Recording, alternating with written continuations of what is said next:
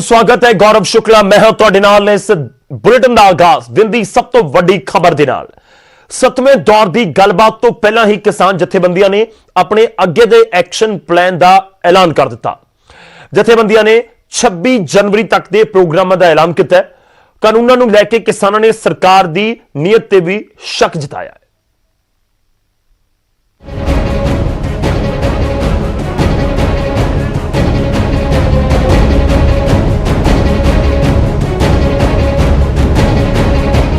4 ਤਰੀਕ ਨੂੰ ਕੇਂਦਰ ਦੇ ਨਾਲ ਮੀਟਿੰਗ,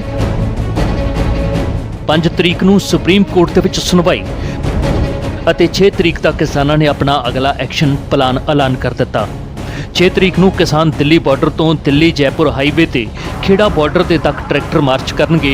ਖੇੜਾ ਬਾਰਡਰ ਤੇ ਬੈਠੇ ਕਿਸਾਨਾਂ ਦੇ ਕਾਫਲੇ ਨੂੰ ਅੱਗੇ ਲੈ ਕੇ ਆਉਣਗੇ ਤਾਂ ਜੋ ਦਿੱਲੀ ਦਾ ਘੇਰਾ ਹੋਰ ਮਜ਼ਬੂਤ ਕੀਤਾ ਜਾ ਸਕੇ। 4 ਤਰੀਕ ਦੀ ਮੀਟਿੰਗ ਤੋਂ ਪਹਿਲਾਂ ਹੀ ਕਿਸਾਨਾਂ ਨੇ ਆਪਣਾ ਅਗਲਾ ਐਕਸ਼ਨ ਪਲਾਨ ਕਿਉਂ ਐਲਾਨ ਕਰ ਦਿੱਤਾ, ਉਸ ਦੀ ਵਜ੍ਹਾ ਤੁਸੀਂ ਕਿਸਾਨਾਂ ਦੀ ਜ਼ੁਬਾਨੀ ਸੁਣੋ। ਅਸੀਂ 6 ਤਰੀਕ ਨੂੰ KMP ਤੇ ਅੱਜ ਇੱਕ ਵੱਡਾ ਜਥਾ ਜਿਹੜਾ 2 ਤਰੀਕ ਨੂੰ ਉਗਰਾਹਾਂ ਵਾਲੇ ਟਰੈਕਟਰਾਂ ਦਾ 1000 ਟਰੈਕਟਰ ਦਾ ਪਿੰਡਾਂ ਦੇ ਵਿੱਚ ਲਿਜਾ ਕੇ ਪਰਸੋਂ ਨੂੰ ਪਹੁੰਚਣਗੇ ਸ਼ਾਹਜਹਾਂਪੁਰ। ਅਸੀਂ 6 ਤਰੀਕ ਨੂੰ KMP ਤੇ ਕਰਾਂਗੇ ਆਪਣਾ ਟਰੈਕਟਰ ਮਾਰਚ।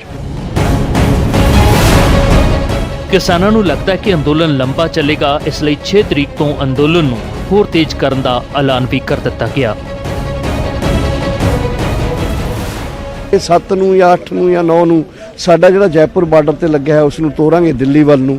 6 ਤੋਂ ਲੈ ਕੇ 20 ਤੱਕ ਪੰਦਰਵਾੜਾ ਇੱਕ ਪੂਰਾ ਪੰਦਰਵਾੜਾ ਦੇਸ਼ ਦੇ ਵਿੱਚ ਕਿਸਾਨ ਅੰਦੋਲਨ ਦੀ ਡੀਸੈਂਟਰਲਾਈਜ਼ਡ ਪੈਰੀਫਰੀ ਤੇ ਪ੍ਰੋਗਰਾਮ ਹੋਣਗੇ, ਜਿਹਦੇ ਵਿੱਚ ਅਸੀਂ ਕਾਲ ਕੀਤੀ ਹੈ ਕਿ ਪੂਰੇ ਜਿੰਨੇ ਵੀ ਸੈਂਟਰਲ ਕੋਈ ਸਿੰਬਲ ਨੇ ਉੱਥੇ ਤੁਸੀਂ ਪ੍ਰੋਟੈਸਟ ਮਾਰਚ ਕਰੋ, ਰੈਲੀਆਂ ਕਰੋ, ਪੱਕੇ ਧਰਨੇ ਲਗਾਓ। 18 ਜਨਵਰੀ ਨੂੰ ਮਹਿਲਾ ਕਿਸਾਨ ਦਿਵਸ ਮਨਾਇਆ ਜਾਵੇਗਾ। 23 ਜਨਵਰੀ ਨੂੰ ਸੁਭਾਸ਼ ਚੰਦਰ ਬੋਸ ਦੇ ਜਨਮ ਦਿਨ ਮੌਕੇ ਦੇਸ਼ ਭਰ ਦੇ ਵਿੱਚ ਗਵਰਨਰ ਹਾਊਸ ਤੱਕ ਮਾਰਚ ਕੀਤੇ ਜਾਣਗੇ ਅਤੇ 26 ਜਨਵਰੀ ਯਾਨੀ ਗਣਤੰਤਰ ਦਿਹਾੜੇ ਤੇ ਕਿਸਾਨਾਂ ਨੇ ਦਿੱਲੀ ਸਮੇਤ ਪੂਰੇ ਦੇਸ਼ ਭਰ ਦੇ ਵਿੱਚ ਟਰੈਕਟਰ ਮਾਰਚ ਕਰਨ ਦਾ ਐਲਾਨ ਕਰ ਦਿੱਤਾ ਹੈ। 26 ਤਰੀਕ ਦੀ ਸਾਡੀ ਕਾਲ ਹੈ ਕਿ 26 ਤਰੀਕ ਨੂੰ ਸਾਰੇ ਦੇਸ਼ ਦੇ ਅੰਦਰ ਰਾਜਧਾਨੀਆਂ ਦੇ ਅੰਦਰ ਸੂਬਿਆਂ ਦੀਆਂ ਜ਼ਿਲ੍ਹਾ ਹੈੱਡਕੁਆਟਰਾਂ ਤੇ ਵੱਡੇ ਟਰੈਕਟਰ ਤੇ ਵਹੀਕਲ ਮਾਰਚ ਕਰੋ। ਦਿੱਲੀ ਦੇ ਵਿੱਚ ਅਸੀਂ ਸੱਦਾ ਦਿੱਤਾ ਕਿ 5 ਤਰੀਕ ਨੂੰ ਵੱਧ ਤੋਂ ਵੱਧ ਟਰੈਕਟਰ 25 ਤਰੀਕ ਤੱਕ ਵੱਧ ਤੋਂ ਵੱਧ ਟਰੈਕਟਰ ਲੈ ਕੇ ਆਓ ਤੇ 26 ਜਨਵਰੀ ਨੂੰ ਇਹਦੀ ਕੰਕਰੀਟ ਪਲੈਨਿੰਗ ਬੜੀ ਮਾਈਨਿਊਟਲੀ ਮਿਟੀਕੂਲਸਲੀ ਅਸੀਂ ਕਰ ਲਾਂਗੇ ਤੇ 26 ਤਰੀਕ ਦੇ ਉਸ ਟਰੈਕਟਰ ਮਾਰਚ ਨੂੰ ਕੋਆਰਡੀਨੇਟ ਕਰਨ ਵਾਸਤੇ ਅਸੀਂ 26 ਤਰੀਕ ਦਾ ਐਲਾਨ। ਕਿਸਾਨਾਂ ਨੇ 4 ਜਨਵਰੀ ਦੀ ਸਰਕਾਰ ਨਾਲ ਮੀਟਿੰਗ ਤੋਂ ਪਹਿਲਾਂ ਹੀ 26 ਜਨਵਰੀ ਤੱਕ ਆਪਣੇ ਅਗਲੇ ਐਕਸ਼ਨ ਪਲਾਨ ਐਲਾਨ ਦਿੱਤੇ ਨੇ, ਜਿਸ ਦਾ ਮਤਲਬ ਸਰਕਾਰ ਨੂੰ ਇਹ ਸੁਨੇਹਾ ਦੇਣਾ ਹੈ ਕਿ ਸਰਕਾਰ ਕਿਸਾਨਾਂ ਦਾ ਮਸਲਾ ਹੱਲ ਕਰੇ, ਨਹੀਂ ਤਾਂ ਅੰਦੋਲਨ ਤੇਜ਼ ਹੋਵੇਗਾ ਅਤੇ ਇਹ ਅੰਦੋਲਨ ਦਿੱਲੀ ਦੇ ਬਾਰਡਰਾਂ ਤੋਂ ਅੱਗੇ ਵੱਧ ਕੇ ਦਿੱਲੀ ਦੇ ਅੰਦਰ ਵੀ ਦਾਖਲ ਹੋਵੇਗਾ। ਦਿੱਲੀ ਤੋਂ ਨਪਿੰਦਰ ਬਰਾੜ, ਨਿਊਜ਼ 18।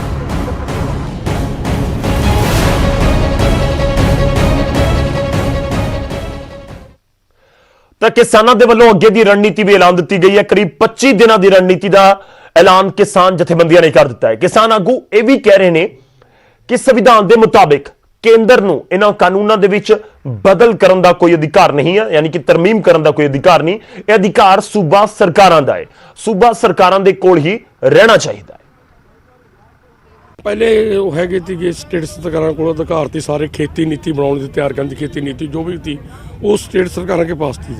तो वो अधिकार सेंटर आपके पास ले आई, तो जो पास ले आई तो सरकार ने एक कानून बना दिया, मतलब असी उसका विरोध कर रहे हैं। 3 कानून बन के उसको कैद करो। अभी भी जो सरकार स्टेट सरकारों को अधिकार देना चाहती है, पर हमारी एक डिमांड है नाल सरकार सेंटर सरकार एक कानून बनावे भी उस तो रेट तो कोई घट खरीद नहीं सकता, जो खरीदे तो उसका अपराध हैगा। पैसे तो सेंटर सरकार ने खरीदने नूं, नीति स्टेट सरकार ने बनानी है। जे सेंटर सरकार ने उसको अधिकार देने भी नहीं तो एक कानून लाजमी बनावे भी इस रेट तो घट को खरीद नहीं सकता, अपराध गिनाया जाए जो सरकारी रेट को घट खरीद सकता। यानी कि स्टेट के पास राइट दिए जाने चाहिए। हाँ, उसको जे देना चाहती है सरकार, वो सेंटर सरकार की मर्जी है ना, वो देना चाहती है तो स्टेट सरकार लैनिया चाहती हैं। जो दोनों की सहमति बनती हैगी तो उस गल को पास कर सकती ने, पर रेट तो जो बनेगी सेंटर सरकार बनेगी ना, तो सेंटर सरकार ही उसको पैसा भेजेगी, पूंजी भेजेगी। मतलब पूंजी भेजना विशेष कानून भेजेगी लाजमी, इको इस रेट तो घट नहीं खरीदेगी। जे सहमति दोनों सरकार की होती है हमको कितना आ जाए। ਤਿੰਨੇ ਹੀ ਕਾਨੂੰਨ ਆ ਨਾ ਜਿਹੜੇ ਇਹ ਇੱਕ ਦੂਜੇ ਨਾਲ ਲਿੰਕਡ ਆ, ਤਿੰਨੇ ਖੇਤੀ ਨਾਲ ਸੰਬੰਧਿਤ ਆ। खेती क्षेत्र है जोड़ा राज्य सरकारों का विषय है। केंद्र सरकार ने नजायज़ दखलअंदाजी करके संविधान जोड़ा भारतीय संविधान है उसकी उलंघना करके उसकी उलंघना करके गैर जमहूरी ढंग तरीके अपना के राज सभा के बहस भी नहीं कराई तो करोना की आड़ के हेठ लोगों तो चोरी चोरी ये इस करके ही बनाया कि जोड़े राज सरकारों के अधिकार खेत्र के मामले सारे के सारे केंद्र के अधीन आ जान। इसे करके एडा लंबा समा जोड़ा है घोल चलाया जा रहा। ये कोई मंग होंगी ना एक दो मनी जा सकती सी, इन्ना लंबा समा नहीं सी लगता। असल दे विच जथेबंदियां नूं कहा जा रहा कि अड़ीअल वतीरा जथेबंदियां दा, जथेबंदियां दा अड़ीअल वतीरा नहीं है, जथेबंदियां दा असूल दा सवाल आ कि जिहड़ा राज सरकारों का अधिकार खेत्र का विषय है केंद्र सरकार ने दखलअंदाजी क्यों की। मन्ने हो कि साथों गलती हुई, अगर गलती हुई है तो इनू रद्द करो, वापस लिया जाए, इनू रद्द किया जाए।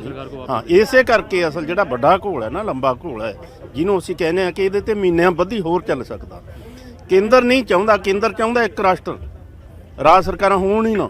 तो वापस आपको लगता है कि राज्य सरकार को जाना चाहिए। राज सरकार के अधिकार खेत्र खेतीबाड़ी का जोड़ा विषय है ਉਹਦੇ ਮੰਡੀਕਰਨ ਦਾ ਵਿਸ਼ਾ ਹੈ, ਉੱਥੇ ਫਸਲ ਕੀ ਬਜਾਉਣੀ ਆ, ਉੱਥੇ ਸਬਸਿਡੀ ਕਿਵੇਂ ਦੇਣੀ ਹੈ, ਇਹ ਸਾਰਾ ਰਾਜ ਸਰਕਾਰਾਂ ਦਾ ਹੈ ਅਧਿਕਾਰ। ਤਾਂ ਕਿਸਾਨ ਆਗੂ ਇਹ ਵੀ ਕਹਿ ਰਹੇ ਨੇ ਕਿ ਜੋ ਅਧਿਕਾਰ ਖੇਤਰ ਸੂਬੇ ਦੇ ਵਿੱਚ ਆਉਂਦਾ ਹੈ, ਸੂਬੇ ਦੇ ਅਧਿਕਾਰ ਖੇਤਰ ਨੇ ਉਹਨਾਂ ਦੇ ਕੋਲ ਹੀ ਰਹਿਣੇ ਚਾਹੀਦੇ ਨੇ। ਅੱਗੇ ਵਧਦਿਆਂ ਮੁੱਖ ਮੰਤਰੀ ਕੈਪਟਨ ਅਮਰਿੰਦਰ ਸਿੰਘ ਤੇ ਸੂਬੇ ਦੇ ਰਾਜਪਾਲ ਆਮੋ ਸਾਹਮਣੇ ਨਜ਼ਰ ਆ ਰਹੇ ਨੇ। ਸੀਐਸ ਅਤੇ ਡੀਜੀਪੀ ਪੰਜਾਬ ਨੂੰ ਸੰਮਨ ਜੋ ਭੇਜੇ ਗਏ ਉਸ ਦੇ ਉੱਤੇ ਟਕਰਾਅ ਨਜ਼ਰ ਆ ਰਿਹਾ ਹੈ। ਮੁੱਖ ਮੰਤਰੀ ਕੈਪਟਨ ਅਮਰਿੰਦਰ ਸਿੰਘ ਨੇ ਬਿਆਨ ਜਾਰੀ ਕੀਤਾ ਤੇ ਕਿਹਾ ਕਿ ਮੇਰੇ ਅਫਸਰਾਂ ਨੂੰ ਨਹੀਂ ਬਲਕਿ ਮੈਨੂੰ ਸੰਮਨ ਕਰੋ, ਸੂਬੇ ਦੀ ਕਾਨੂੰਨ ਵਿਵਸਥਾ ਦੀ ਜ਼ਿੰਮੇਵਾਰੀ ਮੇਰੀ ਹੈ। ਗ੍ਰਹਿ ਮੰਤਰਾਲਾ ਵੀ ਮੁੱਖ ਮੰਤਰੀ ਦੇ ਕੋਲ ਹੈ ਤੇ ਮੁੱਖ ਮੰਤਰੀ ਨੇ ਉਸ ਦਾ ਜ਼ਿਕਰ ਕੀਤਾ। ਇਹ ਵੀ ਆਪਣੇ ਬਿਆਨ ਦੇ ਵਿੱਚ ਕਿਹਾ ਕਿ ਟਾਵਰ ਰਿਪੇਅਰ ਕੀਤੇ ਜਾ ਸਕਦੇ ਨੇ ਪਰ ਜੋ ਜਾਨਾਂ ਗਵਾ ਚੁੱਕੇ ਨੇ ਕਿਸਾਨ ਉਹ ਵਾਪਸ ਨਹੀਂ ਆ ਸਕਦੇ। ਇਲਜ਼ਾਮ ਲਗਾਇਆ ਕਿ ਬੀਜੇਪੀ ਇਸ ਪੂਰੇ ਮਾਮਲੇ ਨੂੰ ਭਟਕਾਉਣ ਦੀ ਕੋਸ਼ਿਸ਼ ਕਰ ਰਹੀ ਹੈ। ਮੁੱਖ ਮੰਤਰੀ ਨੇ ਆਪਣੇ ਬਿਆਨ ਦੇ ਵਿੱਚ ਲਿਖਿਆ कि उन्होंने प्रोपेगंडा ਨੂੰ ਰਾਜਪਾਲ ਅੱਗੇ ਵਧਾ ਰਹੇ ਨੇ। ਇਸ ਤਰੀਕੇ ਦੇ ਇਲਜ਼ਾਮ ਵੀ ਮੁੱਖ ਮੰਤਰੀ ਦੇ ਵੱਲੋਂ ਲਗਾਏ ਗਏ ਨੇ। ਉਹਨਾਂ ਨੇ ਬਿਆਨ ਜਾਰੀ ਕੀਤਾ। ਤੁਹਾਨੂੰ ਦੱਸ ਦਈਏ ਕਿ ਦਰਅਸਲ ਕੁਝ ਟਾਵਰਾਂ ਨੂੰ ਨੁਕਸਾਨ ਪਹੁੰਚਿਆ ਸੀ ਪਿਛਲੇ ਕੁਝ ਦਿਨਾਂ ਦੇ ਵਿੱਚ, ਜਿਹੀਆਂ ਖਬਰਾਂ ਸਾਹਮਣੇ ਆਈਆਂ ਤੇ ਉਸ ਤੋਂ ਬਾਅਦ ਹਾਲਾਂਕਿ ਮੁੱਖ ਮੰਤਰੀ ਨੇ ਵੀ ਉਸ ਦੇ ਉੱਤੇ ਬਿਆਨ ਦਿੱਤਾ ਸੀ ਤੇ ਰਾਜਪਾਲ ਦੇ ਵੱਲੋਂ ਤਲਬ ਕਰ ਲਏ ਗਏ, ਸੰਮਨ ਕੀਤੇ ਗਏ ਡੀਜੀਪੀ ਤੇ ਸੀਐਸ ਨੂੰ ਤੇ ਉਸ ਤੋਂ ਬਾਅਦ ਹੁਣ ਮੁੱਖ ਮੰਤਰੀ ਨੇ ਬਿਆਨ ਦਿੱਤਾ ਹੈ ਤੇ ਮੁੱਖ ਮੰਤਰੀ ਨੇ ਕਿਹਾ ਕਿ ਮੇਰੇ ਅਫਸਰਾਂ ਨੂੰ ਨਹੀਂ ਬਲਕਿ ਮੈਨੂੰ ਸੰਮਨ ਕਰੋ।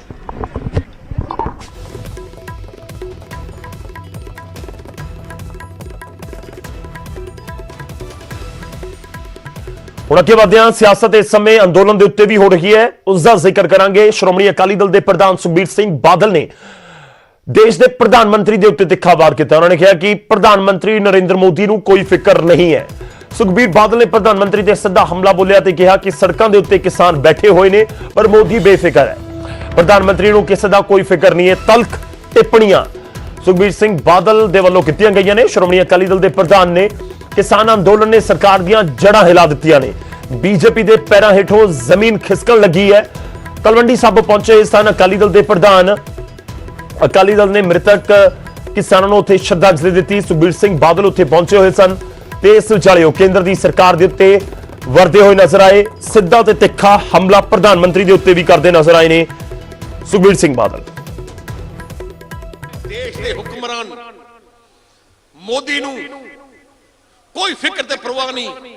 ਜਿਹਨੇ ਬੰਦੇ ਨੂੰ ਹੰਕਾਰ ਜ਼ਿਆਦਾ ਆ ਜਾਂਦਾ ਹੈ, ਹੰਕਾਰ ਨੂੰ ਹੰਕਾਰੀ ਦਾ ਹੰਕਾਰ ਤੋੜਨ ਵਾਸਤੇ ਪਰਮਾਤਮਾ ਆਪਣੇ ਆਪ ਹੀ ਇਲਾਜ ਕਰਦੇ ਆ।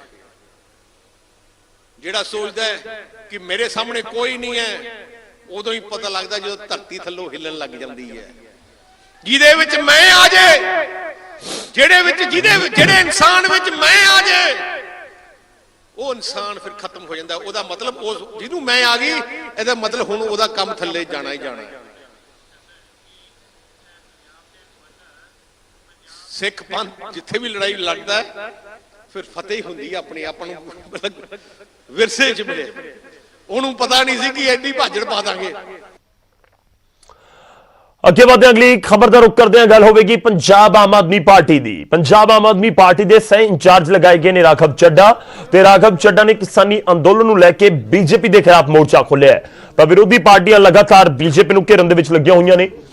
ਰਾਘਵ ਚੱਡਾ ਮੋਗਾ ਪਹੁੰਚੇ ਤੇ ਉਹਨਾਂ ਨੇ ਦਿੱਲੀ ਮੋਰਚੇ ਦੇ ਵਿੱਚ ਕਿਸਾਨਾਂ ਦੀ ਹੋਈ ਮੌਤ ਦੇ ਲਈ ਬੀਜੇਪੀ ਨੂੰ ਜ਼ਿੰਮੇਵਾਰ ਦੱਸਿਆ। ਚੱਡਾ ਨੇ ਮੁੱਖ ਮੰਤਰੀ ਕੈਪਟਨ ਤੇ ਦੋਹਰੀ ਰਾਜਨੀਤੀ ਕਰਨ ਦੇ ਵੀ ਇਲਜ਼ਾਮ ਲਗਾਏ। ਪੰਜਾਬ ਦੇ ਵਿੱਚ ਆਮ ਆਦਮੀ ਪਾਰਟੀ ਦੇ ਕਰੀਬ 9 ਵਿਧਾਇਕ ਵੀ ਰਾਘਵ ਚੱਡਾ ਦੇ ਨਾਲ ਮੋਗਾ ਪਹੁੰਚੇ ਹੋਏ ਸਨ ਤੇ ਇੰਚਾਰਜ ਨੇ ਤੇ ਹੁਣ ਐਕਸ਼ਨ ਦੇ ਵਿੱਚ ਵੀ ਨਜ਼ਰ ਆ ਰਹੇ ਨੇ।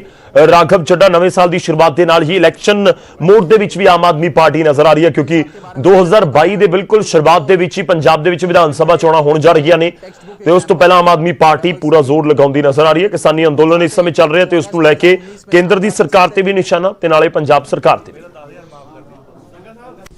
कैप्टन साहब के बारे में तो मैंने बताया कि वो तो सबसे बड़े मैं कहूँ text book example of double speak double standards निकले। वो चाहते तो अगस्त 2019 में आगाह कर सकते थे देश को, बल्कि उन्होंने तो अपनी सहमति दे डाली इन 3 काले कानूनों के बनाने के हक में।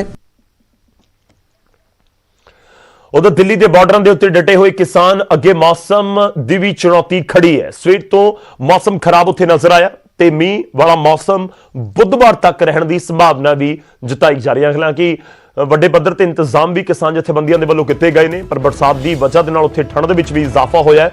तरपालों का इंतजाम किया गया है, किसान उसके हेठां ने उत्थे लंगर पक रहे हैं, उत्थे बैठ के छकिया जा रहा है तो इस विचाले एक वड्डी चुनौती मीह की भी लाजमी तौर पर है, पर उस दे नाल भी 2-4 हुंदे होए दिल्ली बार्डर के उत्ते किसान डटे हुए। टिकरी बार्डर के उत्ते मौसम का मिजाज बदल चुक्या है, लोगों ਦੀਆਂ ਦਿੱਕਤਾਂ ਵੱਧ ਚੁੱਕੀਆਂ ਜਿਹੜੇ ਟਿਕਰੀ ਬਾਰਡਰ ਦੇ ਉੱਤੇ ਡਟੇ ਹੋਏ ਨੇ ਕਿਸਾਨ, ਜਿਹੜੇ ਸੰਘਰਸ਼ ਦੇ ਵਿੱਚ ਡਟੇ ਹੋਏ ਨੇ।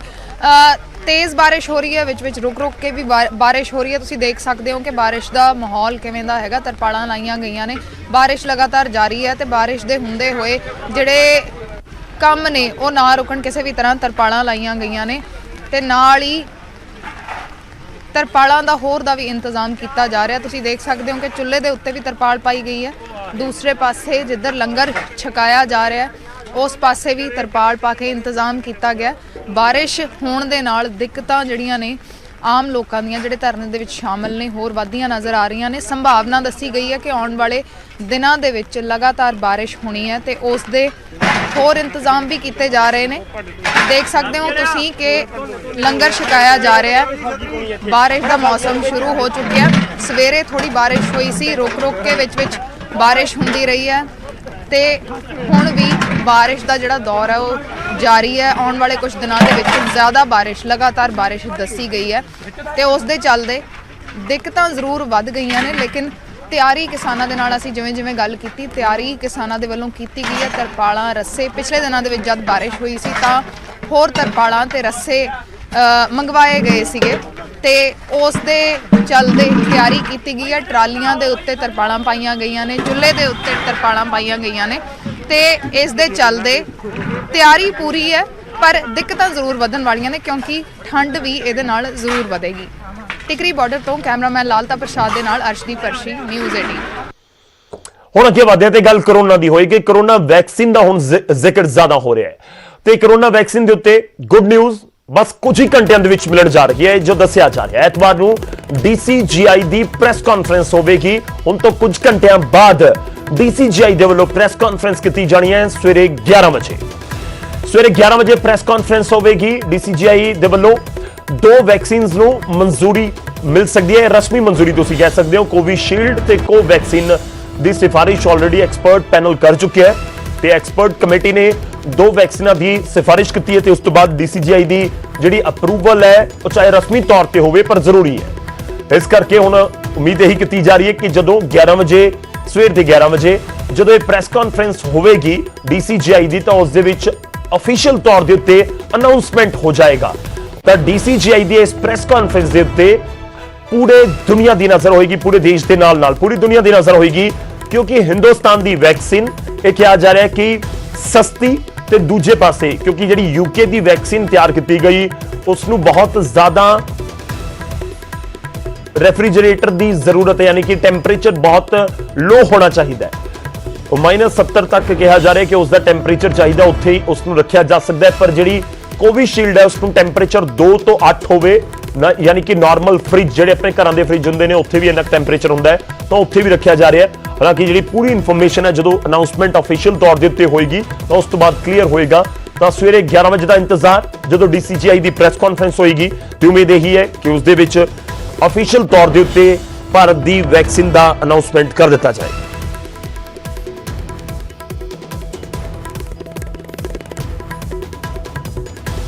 ਤਾਂ ਦੇਸ਼ ਭਰ ਦੇ ਵਿੱਚ ਵੈਕਸੀਨ ਨੂੰ ਲੈ ਕੇ ਤਿਆਰੀਆਂ ਜ਼ੋਰਾਂ ਦੇ ਉੱਤੇ ਨੇ ਤੇ ਇਸ ਜ਼ੋਰਾਂ ਦੇ ਵਿਚਾਲੇ ਤੁਹਾਨੂੰ ਦੱਸ ਦਈਏ ਕਿ ਡਰਾਈ ਰਨ ਵੀ ਜ਼ੋਰਾਂ ਤੇ ਨੇ। ਪੰਜਾਬ ਸਣੇ ਦੇਸ਼ ਦੇ 259 ਕੇਂਦਰਾਂ ਤੇ ਡਰਾਈ ਰਨ ਹੋਇਆ। ਕੀ ਤਿਆਰੀਆਂ ਹੋਈਆਂ ਨੇ, ਰਿਪੋਰਟ ਦੇਖੋ।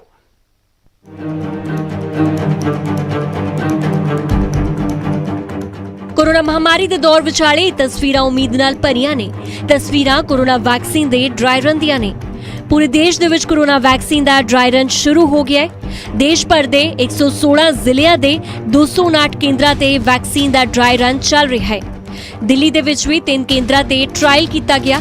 ਇਸ ਦੇ ਨਾਲ ਹੀ ਪੰਜਾਬ, ਹਰਿਆਣਾ, ਹਿਮਾਚਲ ਦੇ ਵਿੱਚ ਵੀ ਡਰਾਈ ਰਨ ਜਾਰੀ ਹੈ। ਪਟਿਆਲਾ, ਚੰਡੀਗੜ੍ਹ, ਪੰਚਕੂਲਾ ਅਤੇ ਸ਼ਿਮਲਾ ਦੇ ਵਿੱਚ ਹੈਲਥ ਵਰਕਰ ਟੀਕਾ ਲਗਵਾਉਣ ਦੇ ਲਈ ਪਹੁੰਚ ਰਹੇ ਨੇ।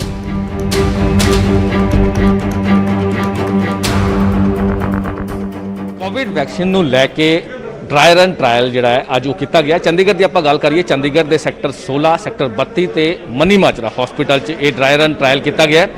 ਸੈਕਟਰ 16 ਅਸੀਂ ਖੜੇ ਹਾਂ ਜਿੱਥੇ ਕੋਵਿਡ-19 ਵੈਕਸੀਨੇਸ਼ਨ ਸੈਂਟਰ ਬਣਾਇਆ ਗਿਆ ਹੈ। ਪੂਰੇ OPD ਦੇ 5th ਫਲੋਰ ਤੇ ਇਹ ਜਿਹੜਾ ਸੈਂਟਰ ਹੈ ਉਹ ਬਣਾਇਆ ਗਿਆ ਹੈ। ਸਟਾਫ ਨਰਸਿਸ ਨੇ, ਜਿਹੜੇ ਡਾਕਟर्स ने, ਜਿਹੜੇ ਹੋਲ ਹੈਲਥ ਵਰਕर्स ਨੇ, ਉਹਨਾਂ ਨੂੰ ट्रेन ਕੀਤਾ ਗਿਆ। कोरोना की वैक्सीन आने से पहले पूरे देश भर में मॉक ड्रिल की जा रही है और ये चेक किया जा रहा है कि जब वैक्सीन आएगी तो किस तरह से मरीजों को वो वैक्सीन वितरित की जाएगी, कैसे उनके ऊपर लगाई जाएगी। तो उसके लिए आज पूरे देश भर में मॉक ड्रिल की गई। उधर दिल्ली ਦੇ ਵਿੱਚ ਡਰਾਈ ਰਨ ਦਾ ਜਾਇਜ਼ਾ ਲੈਣ ਪਹੁੰਚੇ ਕੇਂਦਰੀ ਸਿਹਤ ਮੰਤਰੀ ਡਾਕਟਰ ਹਰਸ਼ਵਰਧਨ ਦਾ ਵੱਡਾ ਬਿਆਨ ਸਾਹਮਣੇ ਆਇਆ ਅਤੇ ਉਹਨਾਂ ਕਿਹਾ ਕਿ ਪੂਰੇ ਦੇਸ਼ ਦੇ ਵਿੱਚ ਮੁਫਤ ਵੈਕਸੀਨ ਮਿਲੇਗੀ। ਹਾਲਾਂਕਿ ਕੁਝ ਦੇਰ ਬਾਅਦ ਉਹਨਾਂ ਵੱਲੋਂ ਇਹ ਸਪਸ਼ਟ ਕੀਤਾ ਗਿਆ ਕਿ ਸ਼ੁਰੂਆਤ ਦੇ ਵਿੱਚ 3 ਕਰੋੜ ਲੋਕਾਂ ਨੂੰ ਹੀ ਮੁਫਤ ਵੈਕਸੀਨ ਮਿਲੇਗੀ, ਜਿਨ੍ਹਾਂ ਦੇ ਵਿੱਚ ਹੈਲਥ ਵਰਕਰ ਅਤੇ ਫਰੰਟ ਲਾਈਨ ਵਾਰੀਅਰ ਹੋਣਗੇ। ਨਾਲ ਹੀ ਉਹਨਾਂ ਦੇਸ਼ ਵਾਸੀਆਂ ਨੂੰ ਅਫਵਾਹਾਂ ਤੋਂ ਬਚਣ ਦੀ ਵੀ ਅਪੀਲ ਕੀਤੀ ਹੈ। मेरा देश के लोगों को ये अपील है कि किसी भी अफवाह में ना जाएं। भारत की सरकार प्रधानमंत्री नरेंद्र मोदी जी के नेतृत्व में सारे देश के लोगों को कोविड से हर प्रकार की प्रक्रिया के माध्यम से सुरक्षित रखना चाहती है। वैक्सीन का डेवलपमेंट भी उसी प्रक्रिया में से एक प्रक्रिया है। ਹੁਣ ਤੁਹਾਨੂੰ ਇਹ ਵੀ ਦੱਸ ਦਿੰਦੇ ਹਾਂ ਕਿ ਇਹ ਡਰਾਈ ਰਨ ਖਾਸ ਕਿਉਂ ਹੈ। ਇਸ ਨਾਲ ਟੀਕਾਕਰਨ ਦੀਆਂ ਤਿਆਰੀਆਂ ਦਾ ਪਤਾ ਲੱਗੇਗਾ। ਹਰ ਜ਼ਿਲ੍ਹੇ ਦੇ ਵਿੱਚ ਵੈਕਸੀਨੇਸ਼ਨ ਸੈਂਟਰ ਬਣਾਉਣ ਦੀ ਤਿਆਰੀ ਹੈ। ਵੈਕਸੀਨੇਸ਼ਨ ਲਈ ਆਉਣ ਵਾਲਿਆਂ ਦਾ ਵੈਰੀਫਿਕੇਸ਼ਨ ਜ਼ਰੂਰੀ ਹੈ। ਜਿਨ੍ਹਾਂ ਨੂੰ ਟੀਕਾ ਲੱਗੇਗਾ ਉਹਨਾਂ ਬਾਰੇ ਜਾਣਕਾਰੀ ਇਕੱਠੀ ਹੋਵੇਗੀ। ਕੋਵਿਨ ਐਪਲੀਕੇਸ਼ਨ ਦੇ ਇਸਤੇਮਾਲ ਬਾਰੇ ਪਤਾ ਲੱਗੇਗਾ ਅਤੇ ਸਿਹਤ ਵਿਭਾਗ ਨੂੰ ਕਮੀਆਂ ਦੂਰ ਕਰਨ ਦੇ ਵਿੱਚ ਮਦਦ ਮਿਲੇਗੀ। ਕੁੱਲ ਮਿਲਾ ਕੇ ਵੈਕਸੀਨ ਦੇ ਡਰਾਈ ਰਨ ਨਾਲ ਉਮੀਦ ਬਣੀ ਹੈ ਕਿ ਪੂਰੀ ਦੁਨੀਆ ਨੂੰ ਇਸ ਮਹਾਮਾਰੀ ਤੋਂ ਨਿਜਾਤ ਮਿਲੇਗੀ। Bureau report, news 18 Punjab. ਤਾਂ ਇੰਤਜ਼ਾਰ ਤਕਰੀਬਨ ਖਤਮ ਹੋ ਚੱਲਿਆ ਹੈ। DCGI ਦੀ ਪ੍ਰੈਸ ਕਾਨਫਰੰਸ ਦਾ ਇੰਤਜ਼ਾਰ ਹੈ। ਸਵੇਰੇ 11 ਵਜੇ ਪ੍ਰੈਸ ਕਾਨਫਰੰਸ ਤੇ ਉਸ ਦੇ ਵਿੱਚ ਉਮੀਦ ਇਹੀ ਕੀਤੀ ਜਾ ਰਹੀ ਹੈ ਕਿ ਅਫੀਸ਼ੀਅਲ ਤੌਰ ਦੇ ਉੱਤੇ, ਰਸਮੀ ਤੌਰ ਦੇ ਉੱਤੇ ਵੀ ਜਿਹੜੀ ਇਜਾਜ਼ਤ ਮਨਜ਼ੂਰੀ ਦੇ ਦਿੱਤੀ ਜਾਏਗੀ। ਅਗਲੀ ਖਬਰ ਦਾ ਰੁਖ ਕਰਦੇ ਹਾਂ। ਫਰੀਦਾਬਾਦ ਤੋਂ ਖਬਰ ਹੈ। ਫਰੀਦਾਬਾਦ ਦੇ ਵਿੱਚ ਇੱਕ ਟਰੱਕ ਨੇ ਟੋਲ ਪਲਾਜ਼ੇ ਦੇ ਬੂਥ ਨੂੰ ਟੱਕਰ ਮਾਰ ਕੇ ਤਬਾਹ ਕਰ ਦਿੱਤਾ। ਹਾਲਾਂਕਿ ਬੂਥ ਦੇ ਅੰਦਰ ਬੈਠੇ ਟੋਲ ਕਲੈਕਟਰ ਦੀ ਜਾਨ ਵਾਲ-ਵਾਲ ਬਚ ਗਈ। ਘਟਨਾ ਦੀਆਂ CCTV ਤਸਵੀਰਾਂ ਵੀ ਸਾਹਮਣੇ ਆਈਆਂ ਨੇ। ਟੋਲ ਮੈਨੇਜਰ ਦੇ ਮੁਤਾबिक ਕਰੀਬ 8 ਲੱਖ ਦਾ ਨੁਕਸਾਨ ਹੋ ਗਿਆ ਹੈ। ਪੁਲਿਸ ਨੂੰ ਸ਼ਿਕਾਇਤ ਦੇ ਦਿੱਤੀ ਗਈ ਹੈ ਤੇ ਪੁਲਿਸ ਕਾਰਵਾਈ ਕਰ ਰਹੀ ਹੈ। ਦੋ ਤਸਵੀਰਾਂ ਤੁਹਾਡੇ ਸਾਹਮਣੇ ਨੇ। 2 ਕੈਮਰੇ ਉੱਥੇ, ਕਿਉਂਕਿ ਟੋਲ ਪਲਾਜ਼ੇ ਤੇ ਕੈਮਰੇ ਲੱਗੇ ਹੁੰਦੇ ਨੇ, CCTV ਕੈਮਰੇ ਲੱਗੇ ਹੁੰਦੇ ਨੇ। ਤਾਂ ਜਿੱਥੋਂ ਇਹ ਪੂਰਾ ਟਰੱਕ ਕੱਢਿਆ ਜਾ ਰਿਹਾ ਸੀ, ਲੱਗ ਰਿਹਾ ਕਿ ਉਹ ਜਗ੍ਹਾ ਬਹੁਤ ਘੱਟ ਸੀ, ਕਿਉਂਕਿ ਲੇਨਸ ਅਲੱਗ-ਅਲੱਗ ਬਣੀਆਂ ਹੁੰਦੀਆਂ ਨੇ। ਜਿਹੜੇ ਵੱਡੇ ਟਰੱਕ ਨੇ, ਵੱਡੇ ਵਾਹਨ ਹੁੰਦੇ ਨੇ, ਉਹਨਾਂ ਦੇ ਲਈ ਵੱਖ ਤੋਂ ਇੱਕ ਲੇਨ ਬਣਾਈ ਗਈ ਹੁੰਦੀ ਹੈ। ਤਾਂ ਇਹ ਟਰੱਕ ਸ਼ਾਇਦ ਉੱਥੋਂ ਨਹੀਂ ਗਿਆ ਤੇ ਦੂਜੇ ਵਾਲੀ ਲੇਨ ਦੇ ਵਿੱਚ ਆ ਗਿਆ ਤੇ ਉਸ ਤੋਂ ਬਾਅਦ ਜਦੋਂ ਅੱਗੇ ਵਧ ਰਿਹਾ ਸੀ ਤਾਂ ਉਸ ਟੋਲ ਬੂਥ ਨੂੰ ਟਕਰਾ ਗਿਆ ਤੇ ਉਸ ਟੋਲ ਬੂਥ ਨੂੰ ਕਿਸ ਤਰੀਕੇ ਦੇ ਨਾਲ ਨੁਕਸਾਨ ਪਹੁੰਚਾਇਆ ਤਸਵੀਰਾਂ ਬਿਆਨ ਕਰ ਰਹੀਆਂ ਨੇ। ਦੂਜੀ ਤਸਵੀਰ ਟੋਲ ਬੂਥ ਦੇ ਅੰਦਰ ਦੀ ਹੈ। ਸਭ ਕੁਝ ਠੀਕ ਲੱਗ ਰਿਹਾ ਸੀ, ਪਰ ਕਿਸ ਤਰੀਕੇ ਨਾਲ ਉੱਥੇ ਕੁਝ ਹੀ ਪਲਾਂ ਦੇ ਵਿੱਚ ਉਹ ਪੂਰਾ ਪਲਟ ਗਿਆ, ਕਿਵੇਂ ਨੁਕਸਾਨ ਹੋਇਆ, ਇਹ ਤਸਵੀਰਾਂ ਦੇ ਜ਼ਰੀਏ ਸਭ ਕੁਝ ਬਿਆਨ ਹੋ ਰਿਹਾ ਹੈ।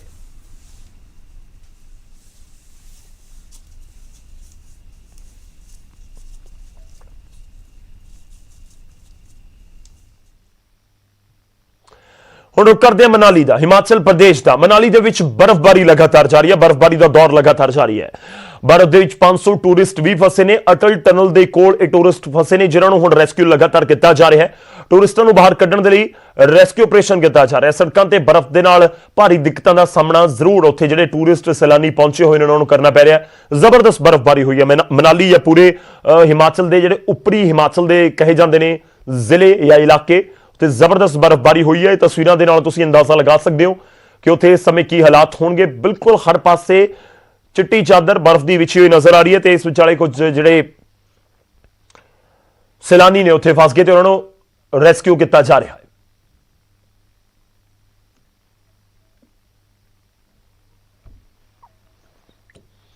ਤੇ ਫਿਲਹਾਲ ਵੇਲਾ ਹੋ ਚੱਲਿਆ ਤੁਹਾਡੇ ਤੋਂ ਇਜਾਜ਼ਤ ਲੈਣ ਦਾ। ਤੁਸੀਂ ਬਣੇ ਰਹੋ ਨਿਊਜ਼ 18 ਪੰਜਾਬ ਹਰਿਆਣਾ ਹਿਮਾਚਲ।